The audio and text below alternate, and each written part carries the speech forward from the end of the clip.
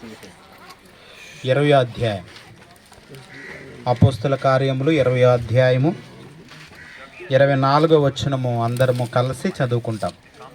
అపోస్తల కార్యములు 20వ అధ్యాయము 24వ వచనము అందరము కలిసి చదువుకుంటాం.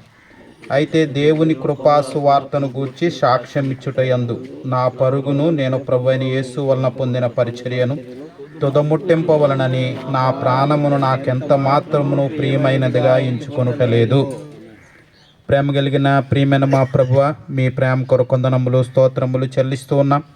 ప్రభువా, మీ వాక్యము ద్వారా మాతో మీరు మాట్లాడండి. సువార్త కొరకే మమ్మల్ని సిద్ధపరచండి. యేసు నామములో ప్రార్థించి వేడుకుంటున్నాము తండ్రి.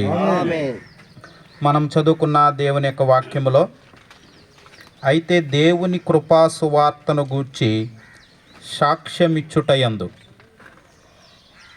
మనము సాక్ష్యం ఇవ్వాలి.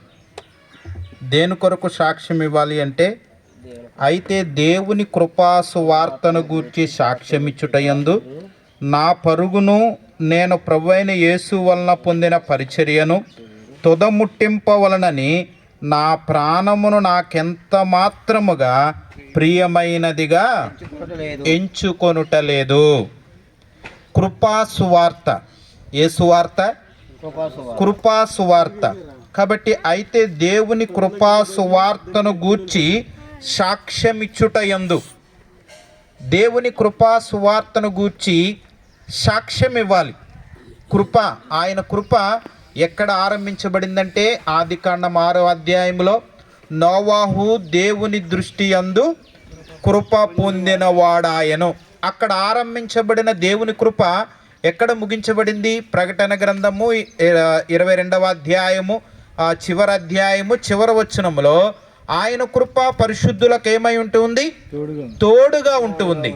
కాబట్టి కృపా సువార్తను గూర్చి సాక్ష్యమిచ్చుటయందు, ఆయన కృపను గురించి మనం ఏమని పాడగలం, ఏమని వర్ణించగలం? ఆయన కృప మనము దేనికి పాత్రులము కాదో దానికి పాత్రులుగా చేసింది. కాబట్టి ఆయన సువార్తకు మనము ప్రకటించడానికి దేవుడు మనల్ని పాత్రులుగా ఎంచినారు. ఆయన కృప. అందుకనే దేవుని యొక్క వాక్యములో వ్రాయబడింది, అయితే దేవుని కృపా సువార్తను గూర్చి సాక్ష్యమిచ్చుటయందు, ఆయన కృపా సువార్తను గూర్చి సాక్ష్యమిచ్చుటయందు. అలాగనే 30వ వచనములో మనం జ్ఞాపకం చేసుకుంటే, మరియు శిష్యులను తమ వెంట ఈడ్చుకొని పోవాలని వంకర మాటలు పలుకు మనుషులు మీలోను బయలుదేరుదురు. కాబట్టి దేవుని యొక్క వాక్యములో మనము జ్ఞాపకం చేసుకుంటే, అలాగనే అపోస్తుల కార్యము 11వ అధ్యాయము 23వ వచనం. అపోస్తుల కార్యములు 11వ అధ్యాయము 23వ వచనం. అతడు వచ్చి దేవుని కృప చూచి సంతోషించి ప్రభువును స్థిర హృదయముతో హత్తుకొనవలనని అందరినీ హెచ్చరించెను. కాబట్టి అతడు వచ్చి దేవుని కృపను చూచి, ఏం చూచంట? దేవుని కృపను చూచి. కాబట్టి అతడు వచ్చి దేవుని కృపను చూచి సంతోషించి, మనము దేవుని కృపను చూచి సంతోషించువారుగా ఉండాలి. అతడు వచ్చి దేవుని కృపను చూచి సంతోషించి ప్రభువును స్థిర హృదయముతో హత్తుకొనవలనని అందరినీ హెచ్చరించెను.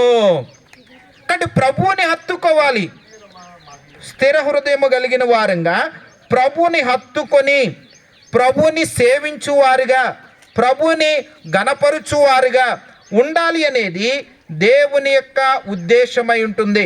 అలాగనే అపోస్తుల కార్యములు 15వ అధ్యాయము 7వ వచనం. సహోదరులారా, ఆరంభమందు అన్యజనులు నా నోట సువార్త వాక్యముని విని విశ్వసించులాగున మీలో నన్ను దేవుడు ఏర్పరచుకొనిననియు మీకు తెలియను. కాబట్టి ఆరంభమందు అన్యజనులు నా నోట సువార్త వాక్యము విని, ఏ వాక్యము విని? సువార్త వాక్యం విని. కాబట్టి అనేకులు సువార్త వాక్యమును వినాలి. సువార్త వాక్యము అనేకులకు వెదజల్లాలి, అనేకులకు ప్రకటించాలి. కాబట్టి ఇది కృపా సువార్త. కొన్ని సువార్తలు మనం జ్ఞాపకం చేసుకుని మనం ముందుకు కొనసాగుతాం. 96వ కీర్తన 2వ వచనం. 96వ కీర్తన 2వ వచనం.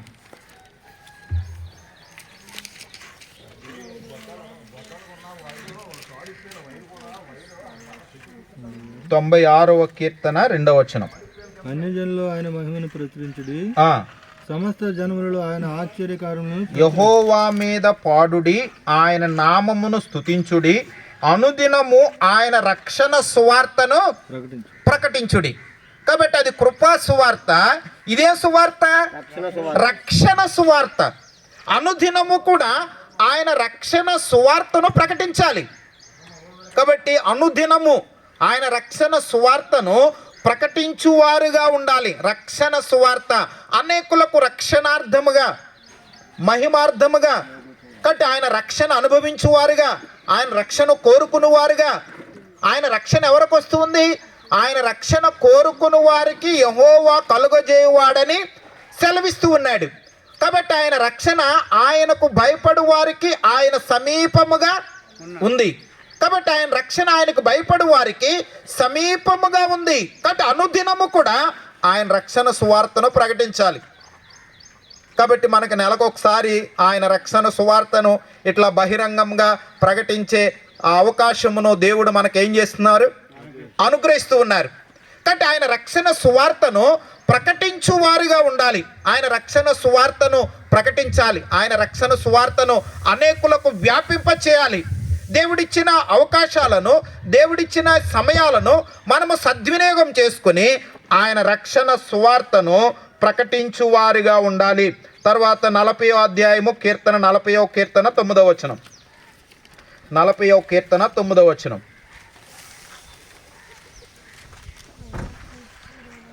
నా పెదవులు మూసుకొనక మహాసమాజములో నీతి సువార్త నేను ప్రకటించి ఉన్నానని నేనంటిని. నీతి సువార్త, కృపా సువార్త, రక్షణ సువార్త, ఇదే సువార్త నీతి సువార్త. అంటే నీతి, ఈ సువార్తలో ఏముందంటే నీతి ఉంది.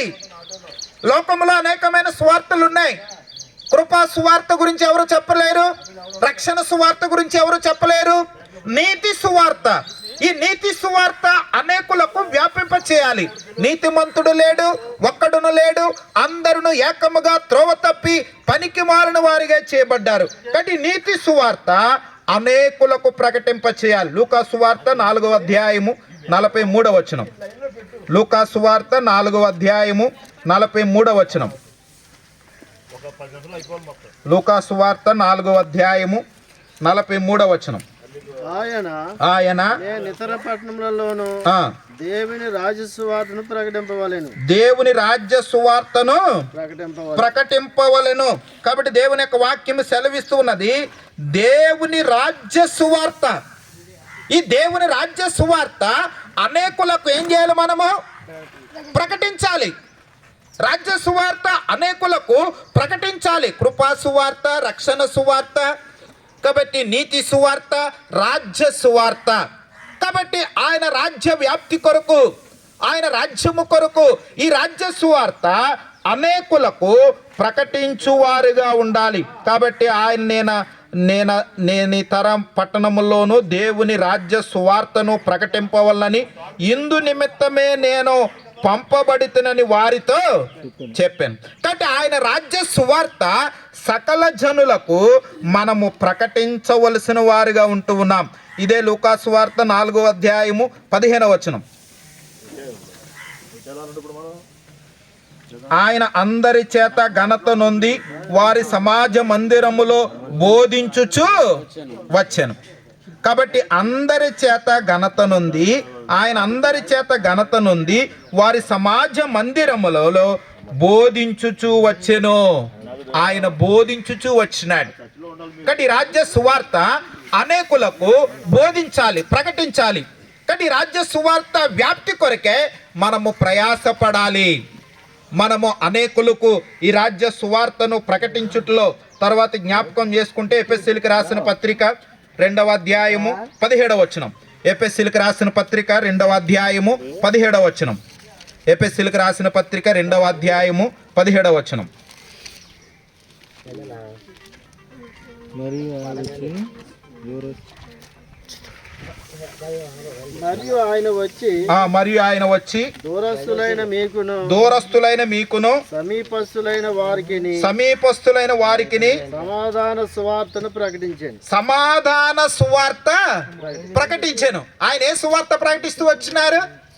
సమాధాన సువార్త. కాబట్టి సమాధానముతో, కాబట్టి అనేకులకు సమాధాన సువార్తను ప్రకటించువారుగా ఉండాలి. కాబట్టి సమాధానముతో, ఈ సమాధాన సువార్త అనేకులకు ప్రకటించువారుగా, సమాధానముతో దేవుని యొక్క సువార్తను ప్రకటించాలి.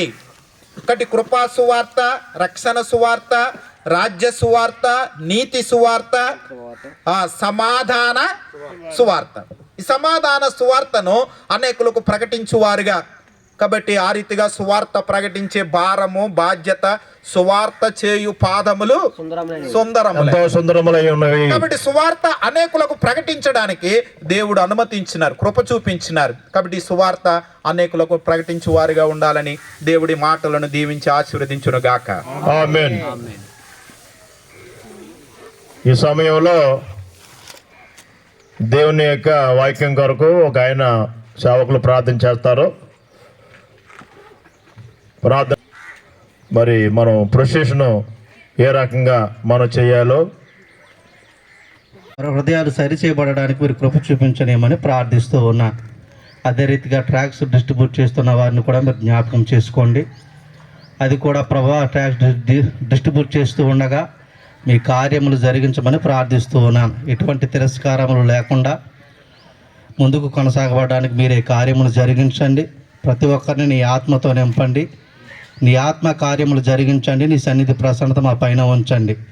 ఈ స్థలమందు మేము బయలుదేరి వెళుతూ ఉండగా మా ప్రయాణం అంతటిలో నీ తోడ్పాటును, కృపను, సహాయమును అనుగ్రహించనిమని నజరుడైన యేసు క్రీస్తు వారి యొక్క దివ్యమైన అతి శ్రేష్టమైన నామంలో స్తుతించి ప్రార్థించి బ్రతిమాలి వేడుకొనుచున్నాము తండ్రి. ఆమేన్. మరి మీరంతా కూడా లేచినట్లయితే ఇద్దరిద్దరుగా నిలబడండి. ప్రారంభ ప్రార్థన మరి అల్లంగుంటలో పరిచయం చేస్తున్న తమ్ముడు రాజన్న గారు ప్రార్థన చేస్తాడు.